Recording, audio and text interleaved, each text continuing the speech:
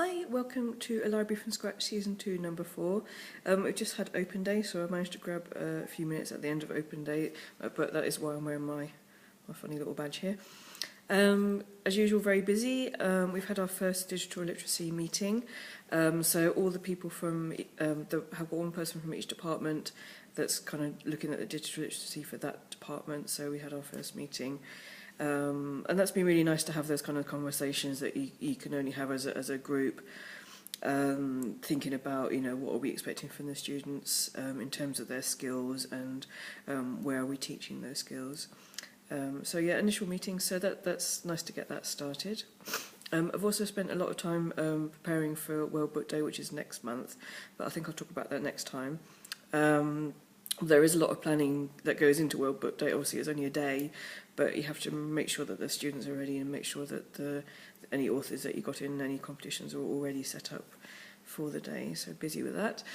Also had a training day on data protection, which actually was more interesting than I thought it was going to be. Sounds kind of boring, but it was actually quite cool to think about actually how do we handle data, what are our responsibilities as an organisation, and how can we meet them. Another thing that's really nice that's happened recently is traditionally the book reviews have been done in chapel once a week by the headmaster, and he has been rather known for doing rather boring economics books.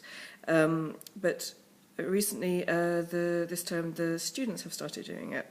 So the students have been actually doing the weekly book review, and that's had a really positive effect on the kind of profile of reading. And we try to ask the kind of kids that weren't obvious readers, kids that do read a lot but actually maybe a bit quiet about it. So yeah, that's been really cool. And I've also got a new helper in the library. One of the sixth formers just very nicely volunteered to come and help me, and she comes every Monday afternoon.